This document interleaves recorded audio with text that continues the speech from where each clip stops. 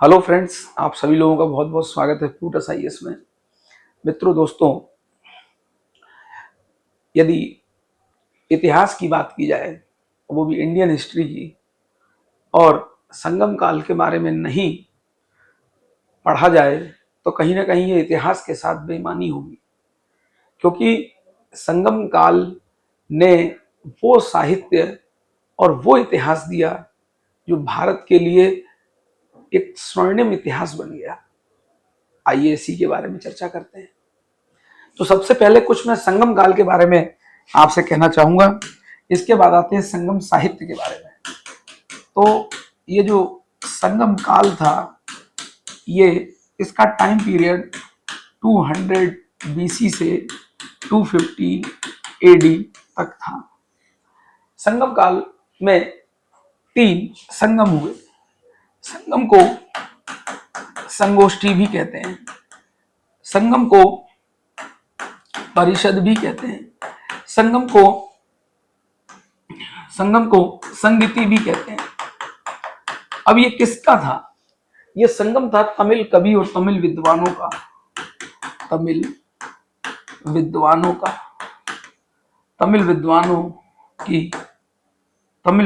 का संगम। ये तमिल विद्वानों के विचारों का संगम। तमिल विद्वानों के विचारों का संगम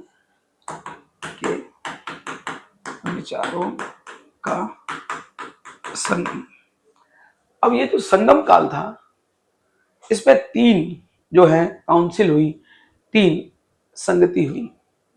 तो पहली जो संगति हुई थी वो हुई थी मदुरई में। और जो पहली संगति हुई थी उसकी अध्यक्षता ऋषि अगस्त ने की थी। इसका कोई ग्रंथ उपलब्ध नहीं है। दूसरी कपाटपुरम अलवई में हुई थी। दूसरी काउंसिल कपाटपुरम अलवई में हुई थी। इसकी अध्यक्षता ऋषि अगस्त और तोलका पियर ने की थी। और तीनों संगम में एकमात्र ग्रंथ यही उपलब्ध हुआ जिसका नाम था तोलकापियम।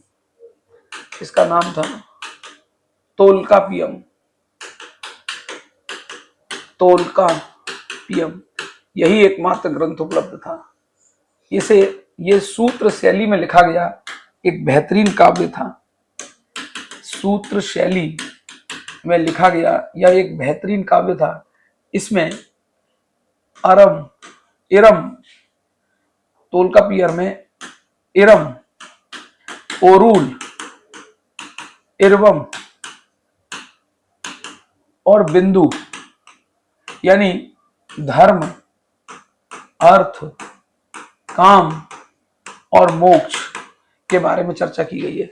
सूत्र शैली में लिखा गया ये एक बेहतरीन काव्य है, बेहतरीन काव्य का उदाहरण है। तीसरा संगम हुआ मदुरई में और इसकी अध्यक्षता की थी नकीरर ने। तो ये 3 संगम आयोजित हुआ। इसके बारे में हमें तमिल कवि, तमिल विद्वानों के द्वारा बहुत सारी चीजें जो लिखी गई उनके बारे में जानकारी मिलती है। हालांकि बहुत सारे ग्रंथ नष्ट हो गए। एकमात्र उपलब्ध ग्रंथ है जिसका नाम तोलकापियर है, जिसके तोलकापियर के द्वारा तोलकापियम जो है ग्रंथ लिखा गया। यह सूत्र शैली में लिखा गया एक बेहतरीन काव्य का नमूना है। इसमें अरम, पोरुल, इरवम, बिंदु, धर्म, अर्थ, काम, मोक्ष के बारे में चर्चा की गई है। आइए अब इसके बाद संगम साहित्य और संगम महाकाव्य। तो याद रखना, संगम साहित्य अलग है, संगम महाकाव्य अलग है। आइए कुछ हम लोग संगम साहित्य, लिटरेचर और महाकाव्य के बारे में समझते हैं। तो यदि ये संगम काल के बाद संगम साहित्य और संगम महाकाव्य के बारे में समझते हैं। यदि ये महाकाव्य को देखा जाए तो जो संगम साहित्य का हिस्सा नहीं है, महाकाव्य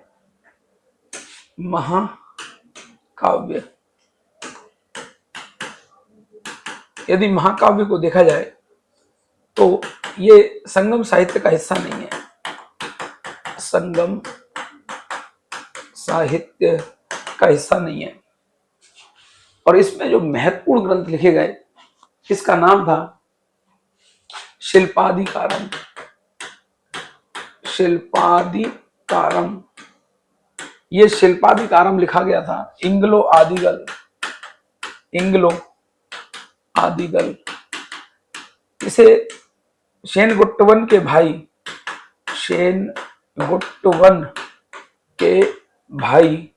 इंग्लो आदिगल ने लिखा था। सेनगुट्टवन के भाई इंग्लो आदिगल, इसे इलियड की संज्ञा दी जाती है, इसे इलियड कहा जाता है। शिल्पाधिकारम के बाद नेक्स्ट है मणि मेखले। इसे लिखा था शीतले सत्यनार ने लिखा था। इसके बाद तीसरा नाम आता है जीवक चिंतामणि।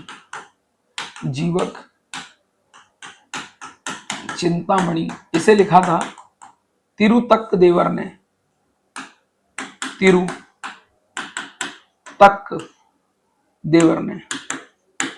इसे तिरुतक्क देवर ने लिखा था। और इसके बाद तिरुमुरुपुरुकात्रे, ये भी एक ग्रंथ लिखा गया था। तो शिल्पाधिकारम, मणि मेखले, जीवक चिंतामणि ये प्रमुख ग्रंथ थे। आइए संगम साहित्य के बारे में कुछ चर्चा करते हैं। संगम साहित्य को दो भागों में बांटा जा सकता है। एक को कहा मेल कड़क्कू, दूसरे को कहा कील कड़क्कू। एक को कहा प्रेमाख्यान, दूसरे को कहा उपदेशात्मक। और इनमें 18 संक्षिप्त गीतों का संग्रह है। इसी संगम साहित्य को दूसरे पार्ट में 3 भागों में बांटते हैं। तो पहले तो मेल कड़क्कू, कील कड़क्कू, उसके बाद ये जो संगम साहित्य है, इसको जो बांटा गया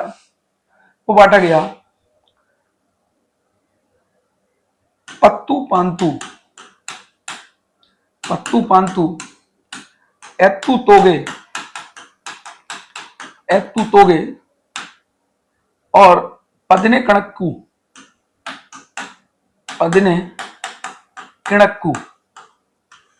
तो पत्तू पांतु में 10 संक्षिप्त गीत हैं, 10 संक्षिप्त गीत हैं। संक्षिप्त गीतों का संग्रह एत्तू तोगे में 8 गीत हैं, और दोनों को जोड़ दोगे तो इसमें 18 रचनाएं हैं पदने कड़क्कू में। तो इस संगम साहित्य को इस प्रकार से ये 3 भागों में बांटा जाता है। ये जो है संगम साहित्य को ये मुख्यतः ये 3 भागों में विभाजित किया है, और सामान्य तौर पर 2 भागों में, एक अलग उसका 2 भागों में विभाजित करते हैं, मेल कड़क्कू, कील कड़क्कू। अब कौन से ग्रंथ लिखे गए, आइए उसको देखते हैं। तो ये जो ग्रंथ लिखे गए, पत्तू पांतु, एत्तू तोगे, पदने कड़क्कू, मेल कड़क्कू, कील कड़क्कू, अब कौन से ग्रंथ लिखे गए इसमें, आइए देखते हैं। इसमें जो ग्रंथ लिखे गए उसको देखते हैं। तो सबसे पहले नर निर्णय, उसके बाद परित्रपत्तु, उसके बाद कलिंग थोके, उसके बाद परिपादल, उसके बाद ऐना नुरु, उसके बाद पुरनानुरु और कलिथोके, एक और है कलिथोके, कलिथोके, कलिथोके। ये संगम साहित्य में प्रमुख ग्रंथ है। संगम साहित्य की प्रमुख रचना है। ये नरनिरे जो है ये पांड्य राजाओं के प्रणय गीत हैं। प्रणय गीत मतलब प्रेम गीत हैं। ये भी जो है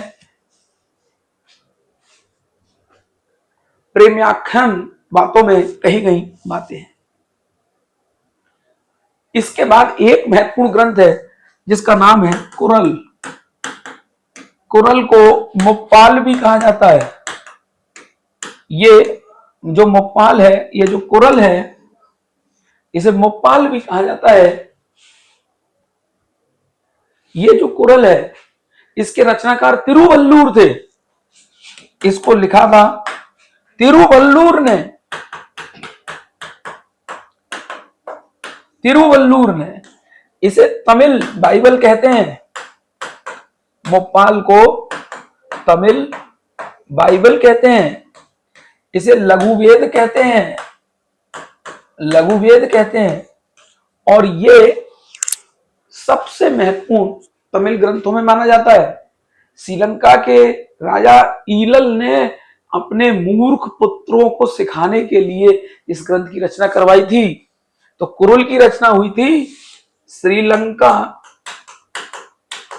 के राजा ईलल ने अपने मूर्ख पुत्रों को शिक्षा देने के लिए, श्रीलंका के राजा ईलल ने अपने मूर्ख पुत्रों को शिक्षा देने के लिए इसकी रचना करवाई थी।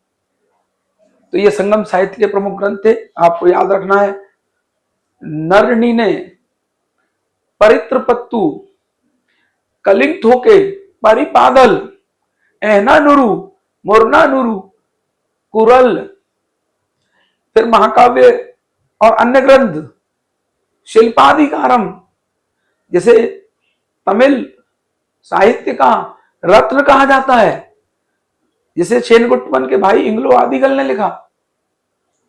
मणिमेखले, जीवक चिंतामणि, मणिमेखले शीतले सत्यनार ने लिखी। फिर जीवक चिंतामणि तिरुतक्क देवर ने लिखी। उसके बाद तिरुमुरुकुरु पात्रे, तिरुमुरुकुरु पात्रे, यह तीसरा ग्रंथ। अगला ग्रंथ शिल्पाधिकारम एक कहानी है जिसमें कोवलम नाम का धनी व्यापारी था, पत्नी कन्नगी थी, और वो एक माधवी नाम की नृत्यांगना के प्रेम में पड़ जाता है। कहानी थी नुपुर की। और फिर वही झूठा आरोप लगाया गया। कन्नगी को गुस्सा आ गई और वो जब राजा के पास पहुंची तो उसके कोप से पूरा शहर जल उठा। पार्ट 2 है मणिमेखले, जिसमें कोवलन और माधवी के प्रेम से जो पुत्री पैदा हुई उसे मणिमेखले कहा गया। और मणिमेखले के बारे में कहा गया कि आखिरकार बहुत विद्वान विदुषी महिला थी। अंततः समाज में हर जगह उसे ठोकर मिली, समाज में मान्यता नहीं मिल पाई और अंत में उसे मरना पड़ा। ये तमिल साहित्य के रत्न थे। तो आज के लिए इतना ही। हमने संगम साहित्य को पढ़ने का प्रयास किया। मिलते हैं एक बार फिर नई क्लास में। धन्यवाद।